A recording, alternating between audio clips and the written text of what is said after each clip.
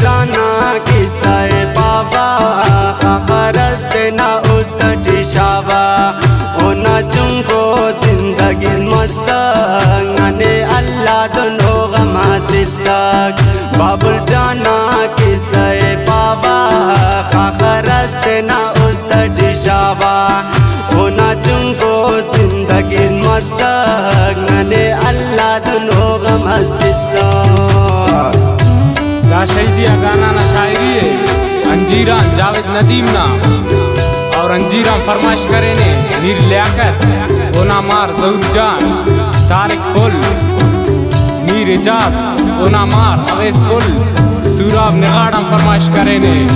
अब्दुल मालिक गुर वसीम असरत गुर मुश्ताक परदेसी लजबेला फरमाइश करे ने जावेद फरियादी अमान असीम हनीफ मेर नसीब पुल उजदार कटाना फरमाइश करे ने वासिफ ज़ैद नायब मुमताज दिनेश जावेद जतक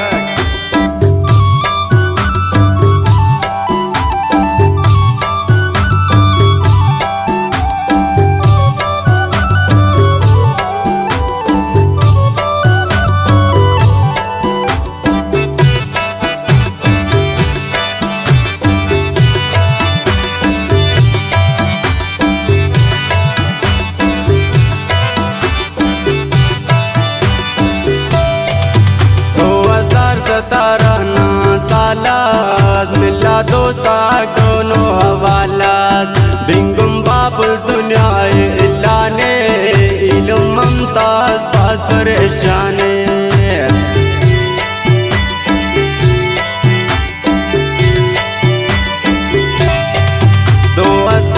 ताराना सालास मिला दोस्ता दोनों हवालास बिंगुम बाबुल दुनिया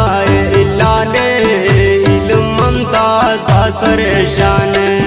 बाबुल जाना किस्सा बाबा खरस्त ना उस्तटी शावा ओना चुंको जिंदगी मस्ताने अल्लाह दोनों गमसिसा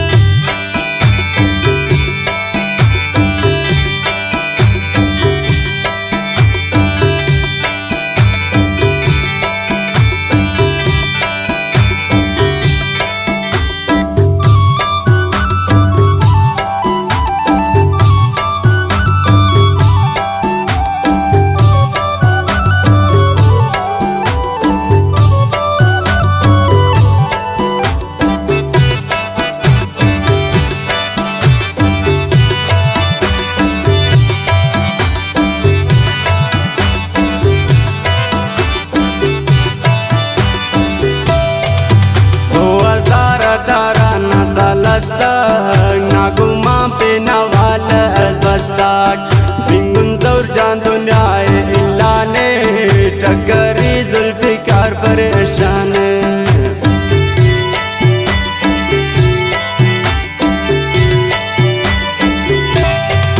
दो 2018 नसालत नागुमा पे नवाल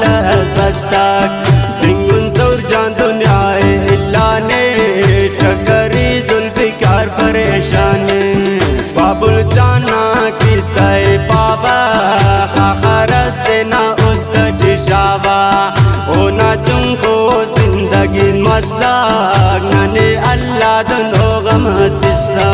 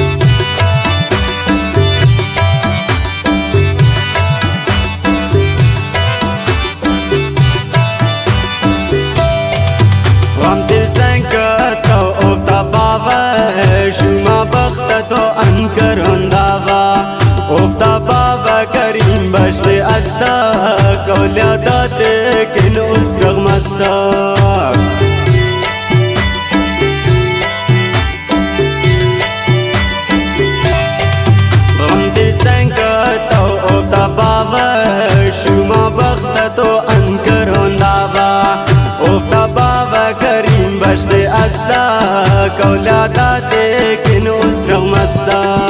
बाबुल जाना की सै बाबा खाखरस देना उस्त शावा ओ ना चुंको जिंदगी मस्सा नने अल्लाह दुनो गम हस्तिसा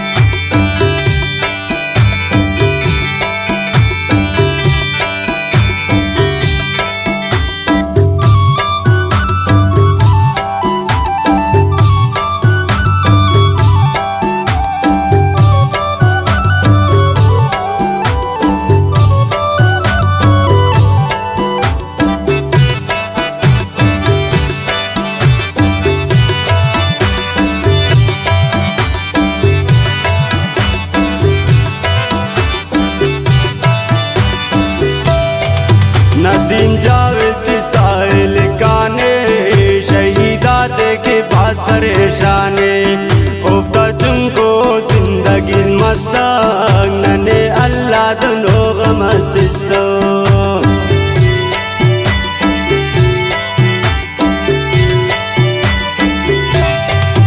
नदीम जावेद की साहिल काने